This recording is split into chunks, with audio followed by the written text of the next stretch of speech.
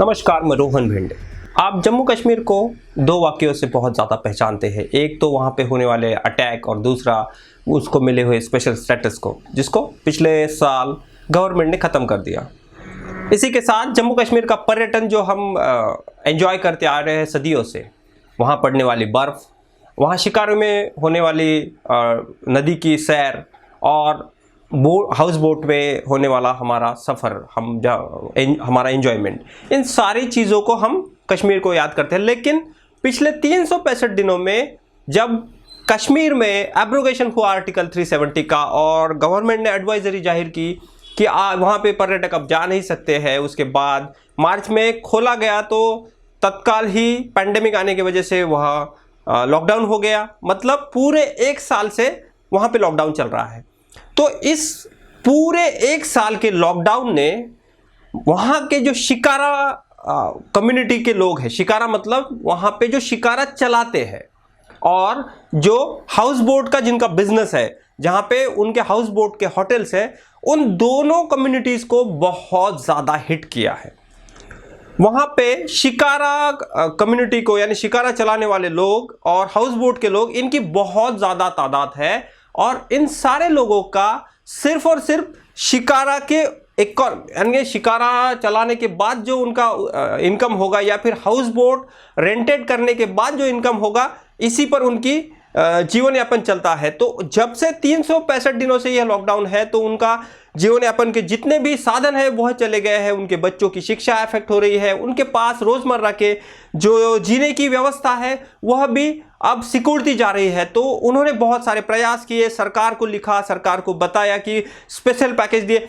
और house boat के बारे में तो और एक इशू है कि हाउस बोट में जब उनको रिन्यूअल प्रोसेस के लिए वो अप्लाई कर रहे हैं तो सरकार कह रही है कि आप पुराना हाउस बोट डिमिनिश कीजिए और उसके बाद आपको नया हाउस बोट का परमिशन दिया गया। तो वह भी एक समस्या है। करोड़ों रुपए लगा के, लाखों रुपए लगा के उन्होंने यह चीज़ खड़ी की है, तो अब उसको डिस्ट्रॉय करके नया कैसे खड़ा किया जा सकता है? इन सारे सवालों से वो शिकारा कम्युनिटी के लोग घिरे हुए हैं। तो ग्राउंड से मैं आपको एक रिपोर्ट दिखाते चलूँ तो आपको पता चलेगा कि उनके प्रॉब्लम्स क्या है। देश का वेनिस कहने वाला जो कश्मीर है, बर्फ़ से लदे पहाड़, बहुत अच्छे अच्छे तस्वीरें जिसमें हिंदुस्तान से आए हुए प्रवासी बर्फ़ फेंकते हुए, प्यार का इजहार करते हुए। शिकारा फिल्म आपने देखी है पंडित साहब की इसमें भी शिकारे का एक कॉन्टेक्ट आता है जिसमें वो एक प्रेम की यात्रा को शिकारे से रिलेट करते दिखाते हैं। शिकारा और डल लेक यह समीकरण है। मानो आप कश्मीर में आए और शिकारे में बैठे नहीं, शिकारे की सवारी की नहीं, तो इसका कोई तुक नहीं बनता या फिर वो पूरी टूर नहीं हो जाएगी। लेकिन उसी समय उस शिकारे को चलाने वाले इंसान होते हैं। पिछले एक साल से पूरा लॉकडाउन है कश्मीर में। पहले लॉकडाउन था, एब्रोगेशन हुआ आर्टिकल 370 का, उस वजह से। बाद में पैंडेमिक आया तो उस वजह से शिकारा चलाने वाला जो भी है उनका फैमिली उसी पर डिपेंड करता है। तो उनको आने वाला जो भी इनकम है उसी से उनके घर चलते हैं। ऐसे समय में पूरा साल लॉकडाउन में उन लोगों ने निकाल दिया और उनका एक्चुअल में अभी क्या स्थिति है वह कैसे जानेंगे हम?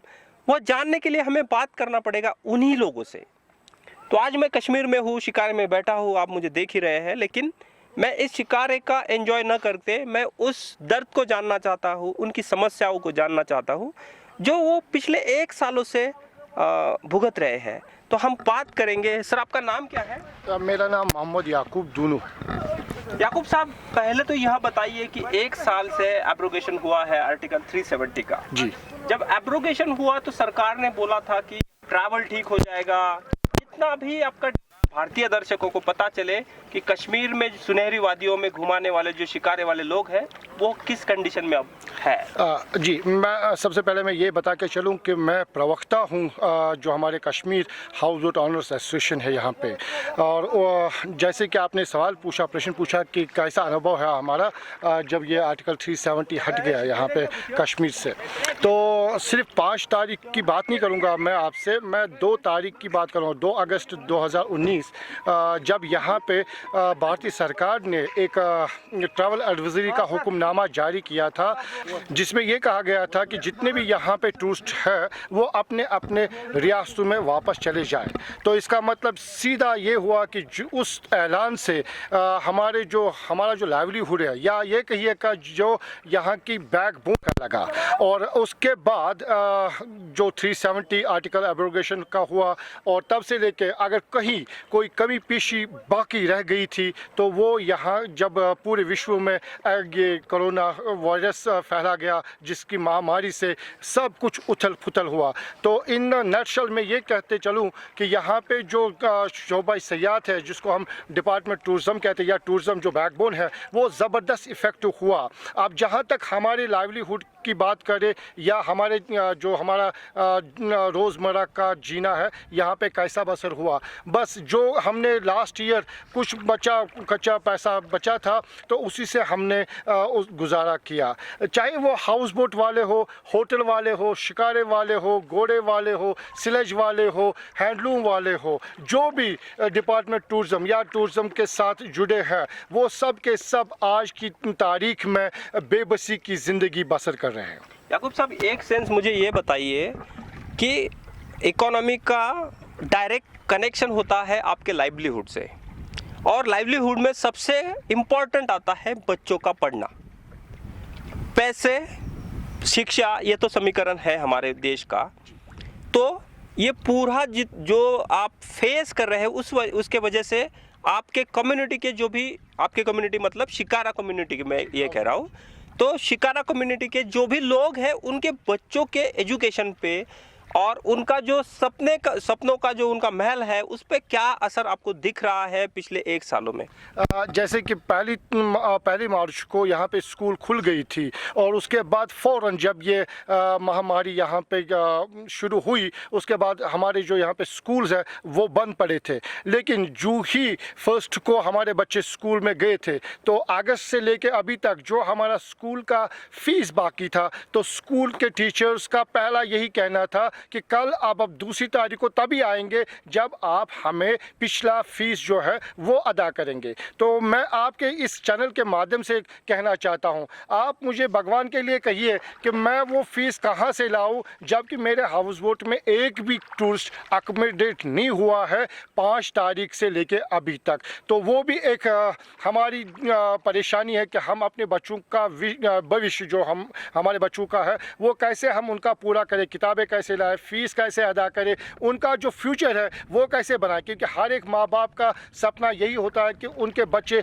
अच्छी से अच्छी तालीम हासिल करें और अच्छे से अच्छे पद हासिल करें। लेकिन कश्मीर में अभी ये वाहिद ऐसा तबका है, हाउस बोट तबका, जहाँ पे दुकानें तो खुली, जैसे कि लॉकडाउन के बाद कुछ ऐसे गाइडलाइंस भी सरकार की तरफ से जारी हुई थी दुकानदारों के लिए, बाकी जो ट्रांसपोर्टर्स हैं उनके लिए, या जो भी जो कमाने के ज़रिए है उनको गाइडलाइंस के तहत कहा गया कि आप ऐसे ऐसे उनको फॉलो करिएगा। लेकिन ये जो ये यूनिट है हाउस बोट, ये हम कहीं नहीं ले सकते सिवाय कि इसको सिर्फ अपने डल झील में या निकीन झील में, चिनार बाग में या रिवर जहली में रख सकते हैं।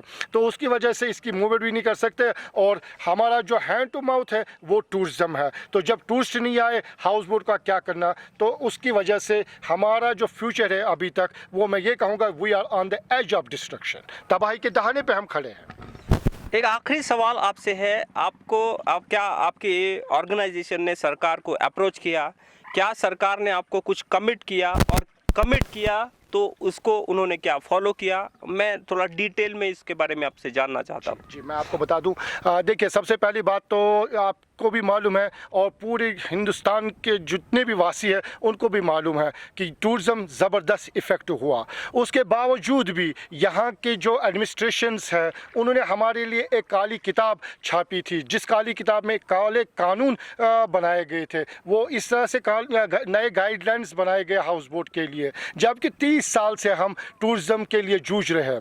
और उन गाइडलाइंस के तहत हमको ये कहा गया था कि आप 5 ऑर्गेनाइजेशन से एनओसी लाइए, जैसे पीडीडी है, बिजली का महकमा है, ये जो पोल्यूशन कंट्रोल बोर्ड है वहाँ से आप लाइएगा, फायर ब्रिगेड्स जो फायर सर्विस होते हैं उनसे आप एनओसी लाइएगा, जबकि इसके साथ उसका कोई ताल्लुक नहीं है। ये टूरिज़्म डिपार्टमेंट में हम जाया करते थे, रजिस्ट्रेशन सेक्शन में जाया करते थे, वहाँ पे अपना जो रिन्यूअल चार्जेस होते थे वो हम अदा करते थे और हमारी लाइसेंस जो है वो रिन्यू हो जाती थी। उसके बाद और एक वहाँ पे काला कानून बनाया गया था कि जैसे आप देख रहे हैं कि मेरा घर पीछे है हाउस बोट में, और उसको कहा गया था कि उन गाइडलाइंस के अनुसार कि आप अपने घर को डिमोलिश करिएगा, तब हम आपको आपके रिन्यूअल रजिस्ट्रेशन जो है रिन्यूअल करेंगे।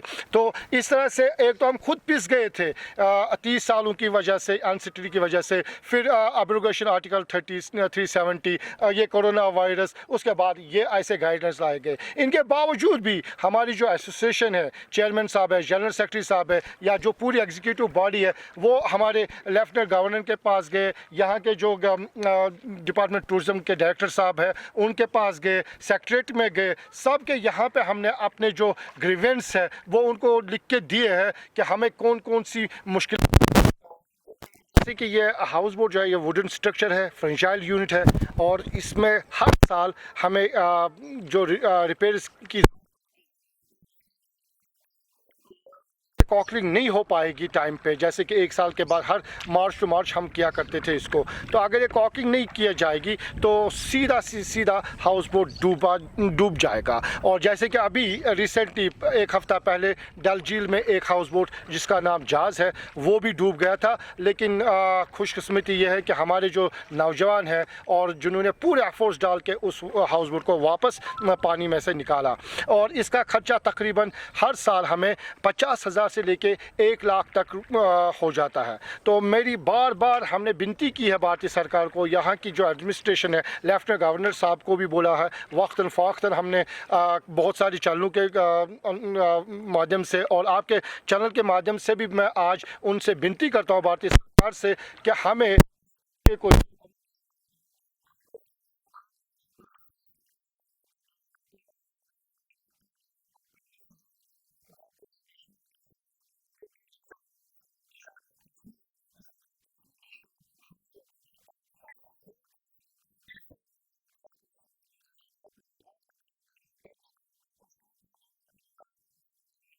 पाओगे। तो इस नॉवेल्टी को अगर ज़िंदा रखना है तो फिर गवर्नमेंट ऑफ इंडिया को, यहाँ की एडमिनिस्ट्रेशन को आगे आना पड़ेगा और हमें इस हेरिटेज को बचाने के लिए एक मखसूस पैकेज जो के तौर पे होगा उसका ऐलान करना होगा। तो मैं आपके इस चैनल के माध्यम से बता के चलूँ, अगर ये चीज़ अगर हमें गवर्नमेंट ऑफ इंडिया की तरफ से कोई मदद नहीं आ पाएगी तो मैं आपके इस चैनल के माध्यम से कहना चाहता हूँ कि आगे 30 सालों के बाद जो नेक्स्ट जनरेशन यहाँ पे आएगी उनको हम सिर्फ इस हाउस बोट का टेक्स्ट दिखाएंगे, और जब वो हमसे पूछेंगे कि हाउस बोट कैसा हुआ करता था तो हम सिर्फ फोटोग्राफ्स दिखा सकते, क्योंकि इसका वजूद इस 30 सालों के बाद कहीं नहीं मिलेगा। एक और छोटा सा सवाल इससे ही जुड़ा है, मुझे ये बताइए कि नॉर्मली एक शिकारे वाले का इनकम कितना होता है एक साल में नॉर्मली? तब लोगों को, क्योंककि भाषा लोगों को पैसों की समझ में आती है, तो आप अभी तक जितना भी कह रहे थे इसको समझाने के लिए आपको यह भी बताना पड़ेगा कि आप 365 दिनों में कितना कमाते थे और कितना आपने गवाया है, वो आप थोड़ा बताइए। जी यहाँ पे में जो हनीमून्स होते हैं वो आते हैं बर्फ़ देखने के लिए, लेकिन उस टाइम तो बहुत ही कम ट्रैफिक रहता है। मेन जो हमारा पीक सीज़न मैं जिसको बोलूँ वो अप्रैल, मई, जून, जुलाई, अगस्त तक का रहता है। तो जैसे मेरा हाउस बोट है और विद बोर्डिंग एंड लॉजिंग, जिसको हम ये कहें with dinner, breakfast and room, तो वो हम अपने गेस्ट को 4,000 रुपया चार्ज करते थे। लेकिन अभी हमने जैसे ये आर्टिकल 370 और ये कोरोना, उसकी वजह से हमने 50% का डिस्काउंट किया था। तो जैसे मेरे पास 3 रूम्स का हाउस बोट है, तो समझ लीजिए कि अगर हम 4,000 का टेरिफ है या 5,000 का टेरिफ है हमारा गवर्नमेंट टेरिफ, तो हम उसमें 50% भी जोड़ दे तो वो 2 रूम का 6,000 रुपया मेरे को हर दिन नुकसान होता था। इसी को आप 4-5 महीनों से जोड़िएगा तो ये 300 डेज़ हो जाते हैं। तो वो दिन मिला के आप देखिएगा, एनालिसिस करिएगा, इतना हमारा इस साल का, इस सीज़न का नुकसान हो चुका है। वादियों की हवा न कुछ कह सकी, हम निकल गए, उन्होंने हमको रुसवा किया। यह पंक्ति है जनाब राहत साहब की। एक बार उन्होंने लिखा था, आप किसी के दर्द को या फिर किसी की समस्या को दूर से महसूस नहीं कर सकते हैं। ये ऐसा ही है, क्योंकि जम्मू कश्मीर की जब भी बात होती है तो गन बैटल की बात होती है। आपने देखा इनके भी वही प्रॉब्लम है जो बाकी भारत के हैं। इनके पास भी वही समस्याएं हैं, शिक्षा, स्वास्थ्य और चरित्र।